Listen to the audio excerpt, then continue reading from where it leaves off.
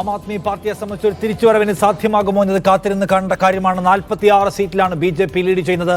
ആകെ 70 സീറ്റുകളുള്ള ഡൽഹി നിയമസഭാ അസംബ്ലിയിൽ നിയമസഭാ തെരഞ്ഞെടുപ്പിൽ 50 സീറ്റിനോട് അടുത്ത് BJP എത്തുമെന്ന് ഇപ്പോൾ വേണമെങ്കിൽ കരുതാൻ കഴിയുന്ന നിലയുണ്ട്. BJP 46 സീറ്റുകൾ ലീഡ് ചെയ്യുന്നു. പലയിടത്തും നേരത്തെ അരവിന്ദ് ചൂണ്ടിക്കാണിച്ചതുപോലെ നാരോ എഡ്ജിലാണ് പോയിക്കൊണ്ടിരിക്കുന്നത് എന്ന കാര്യം, ആം ആദ്മി പാർട്ടിയുടെ ലീഡ് പോയിക്കൊണ്ടിരിക്കുന്ന കാര്യം ഓർക്കണം. അതും ഒരുപക്ഷെ വീണു പോകാനുള്ള സാധ്യതയുണ്ട്. കോൺഗ്രസ് പലയിടത്തും നന്നായി വോട്ട് പിടിച്ചതും ആം ആദ്മി പാർട്ടിയുടെ തകർച്ചയ്ക്ക് കാരണമായിട്ടുണ്ട് എന്നെടുത്ത് കാണണം. അങ്ങനെയല്ല പക്ഷേ ആം ആദ്മി പാർട്ടി തോറ്റത് കോൺഗ്രസ് വോട്ട് കാർന്നുകൊണ്ടല്ല, മറിച്ച് BJPയുടെ ആസൂത്രണം വളരെ കൃത്യവും പക്കയും BJPക്ക് ജയിക്കാൻ കഴിയുന്ന പ്രതലം രൂപീകരിക്കുന്നതിൽ അവർ പണിയെടുത്തുണ്ടാക്കിയ ഒരു നേട്ടം എന്ന് വെച്ചാൽ പലതരത്തിലുള്ള പണികൾ അവരെടുത്തിട്ടുണ്ടെന്നാണ്.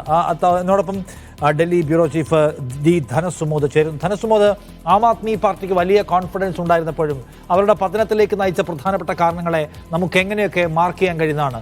ഒന്ന്, അവരെപ്പോഴും ക്ഷേമ പദ്ധതികളിൽ സൗജന്യ വാഗ്ദാനങ്ങളിൽ ഊന്നി നിന്നു. ഇത്തവണ എന്തുകൊണ്ട് ആ സൗജന്യ വാഗ്ദാന പദ്ധതി ഏശിയില്ല? ഹനുമാൻ ചാലീസയും ഈ സോഫ്റ്റ് ഹിന്ദുത്വയും അവരെടുത്തു വെച്ചു. ഇത്തവണ എന്തുകൊണ്ട് അത് പ്രയോഗത്തിൽ കൊണ്ടുവരാൻ അല്ലെങ്കിൽ അത് വിജയിക്കുന്നതിനൊരു ഫാക്ടറാക്കാൻ അവർക്ക് കഴിഞ്ഞില്ല? മൂന്നാമത്തേത്, അരവിന്ദ് കെജ്രിവാളിൻ്റെ അഴിമതി വിരുദ്ധ മുദ്രാവാക്യമാണ്. ഒരുപക്ഷെ ഒന്നാമത്തേത് ആ മുദ്രാവാക്യമാണ്, ചൂൽ എന്ന അവരുടെ ചിഹ്നവും. ഇത്തവണ അതിനെ കെടുത്തിക്കളയാൻ തുടക്കത്തിലെ BJPക്ക് കഴിഞ്ഞു എന്നാണോ നമ്മൾ ഇതിൽ നിന്ന് മനസ്സിലാക്കേണ്ടത്?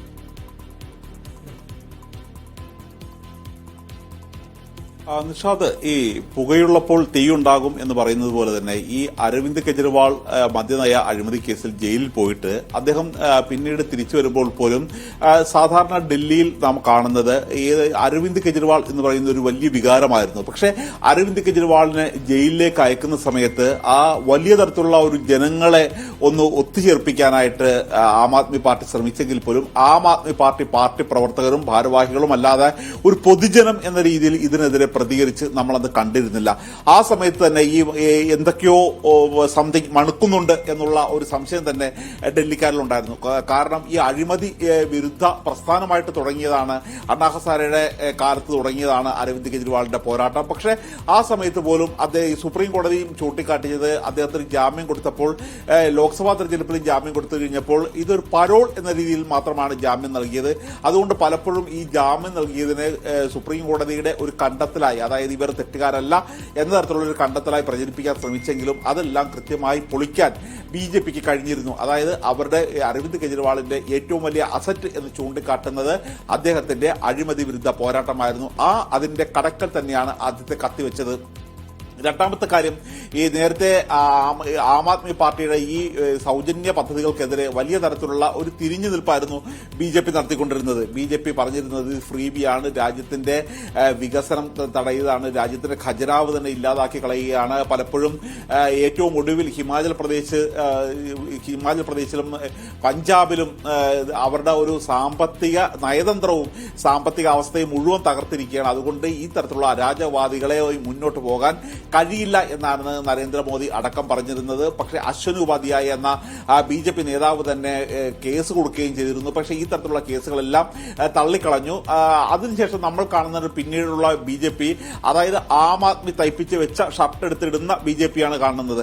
പിന്നീട് വലിയ സൗജന്യ വാഗ്ദാനം നൽകുന്നത് BJPയാണ്. അതായത് 2100 രൂപ എന്ന ഒരു വാഗ്ദാനം മാസം സ്ത്രീകൾക്ക് നൽകും എന്ന് അരവിന്ദ് കെജ്രിവാൾ പ്രഖ്യാപിക്കുമ്പോൾ ആ മാസ വാഗ്ദാനം എന്നുള്ളത്, ആ തുക എന്നുള്ളത് 2500 എന്ന രീതിയിലേക്ക് നൽകുകയാണ്. കാര്യം മധ്യപ്രദേശിൽ വലിയ തിരിച്ചടിക്ക് ശേഷം വീണ്ടും ശിവരാജ് സിംഗ് ചൌഹാന്റെ നേതൃത്വത്തിൽ നടത്തിയ ഒരു പോരാട്ടത്തിലൂടെ വീണ്ടും BJP അധികാരത്തിലെത്താൻ കാരണം അവിടെ നടത്തിയ ഒരു പദ്ധതികൾ തന്നെയായിരുന്നു. അതായത് ഈ ലാഡ്ലി ബഹൻ യോജന എന്ന് പറഞ്ഞ് മഹാരാഷ്ട്രയിലെ സ്ത്രീകൾക്ക് നൽകിയ സഹായം, അതേപോലെ തന്നെ മധ്യപ്രദേശിൽ നൽകിയ സഹായം.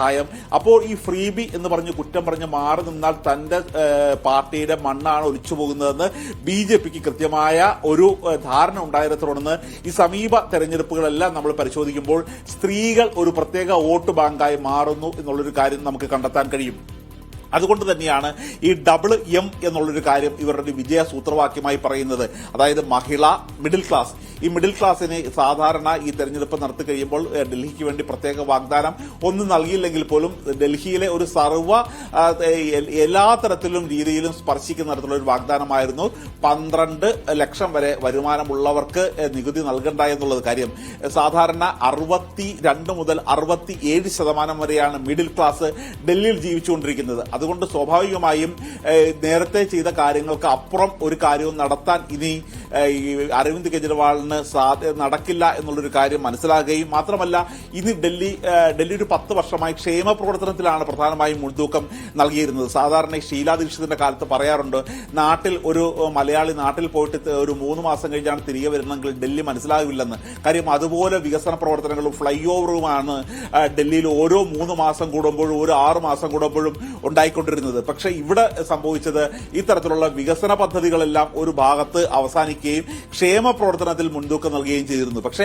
ഈ ക്ഷേമ പ്രവർത്തനം 10 വർഷം കൊണ്ട് ഈ ക്ഷേമ പ്രവർത്തനം സൗജന്യ കുടിവെള്ളം നൽകി, സൗജന്യ വൈദ്യുതി നൽകി, യാത്രാ സൗജന്യം നൽകി, ഈ തരത്തിലുള്ള എല്ലാ കാര്യങ്ങളും ഞങ്ങൾ സംരക്ഷിച്ചുകൊണ്ട് മുന്നോട്ട് പോകാമെന്ന് നരേന്ദ്രമോദി വാഗ്ദാനം കൊടുക്കുകയും ചെയ്തു. മാത്രമല്ല അവർക്ക് 2100 മാസം സ്ത്രീകൾക്ക് കൊടുക്കുമെങ്കിൽ 2500 നൽകാൻ തയ്യാറാണെന്ന് BJP പറയുമ്പോൾ ഇതൊന്നും മാറ്റി ചെയ്യാൻ പറ്റുന്ന മാറി പരീക്ഷിക്കാൻ പറ്റുന്ന ഒരു ഉചിതമായ സമയമാണെന്ന് വോട്ടർമാർ ചിന്തിച്ചാൽ അവരെ കുറ്റം പറയാൻ കഴിയില്ല എന്ന് തന്നെയാണ് വാസ്തവം. മാത്രമല്ല നേരത്തെ നിഷാദ് സൂചിപ്പിച്ചതുപോലെ ഒരു എണ്ണയിട്ട യന്ത്രം പോലെ 365 ദിവസവും പ്രവർത്തിക്കുന്ന ഒരു BJPയുടെ ഒരു ഇലക്ഷൻ മിഷനറി ഇവിടെ വളരെ ശക്തമായി തന്നെ പ്രവർത്തിച്ചിരുന്നു. അത് സാധാരണ ഒരു നേതാവ് പറയുകയാണ് ഈ സ്ഥലത്ത് ഒരു BJPയുടെ കൊടി വേണം എന്ന് പറയുമ്പോൾ അവിടുത്തെ BJP പ്രവർത്തകരായിരിക്കില്ല, ഇവരുടെ കൃത്യമായി പ്രവർത്തിക്കുന്ന ഒരു ഗ്രൂപ്പുണ്ട്, അവർ തന്നെയാണ് അവിടെ കൊണ്ട് കൊടി വെച്ചു കൊടുക്കുക. അതേപോലെ തന്നെ ഏതൊരു കാര്യത്തിനും കൃത്യമായി ദീർഘകാല ആസൂത്രണം BJPയുടെ ഭാഗത്തുണ്ടായതിന്റെ കൂടി ഫലമാണ് BJP ഇപ്പോൾ കൊയ്തെടുക്കുന്ന ഈ നേട്ടമെന്നാണ് ധനസ് ഡൽഹിയിൽ നിന്ന് റിപ്പോർട്ട് ചെയ്യുന്നത്. തൗഫീഖ് അസ്ലമിനോടൊപ്പം തുടരുന്നു BJP ആസ്ഥാനത്ത്. തൗഫീഖ്, 27 വർഷത്തിന് ശേഷം ഡൽഹിയുടെ വിജയത്തിന്റെ പേരിൽ BJPയുടെ ആസ്ഥാനത്ത് ആഹ്ലാദത്തിന്റെ ആരവങ്ങൾ മുഴങ്ങുകയാണോ?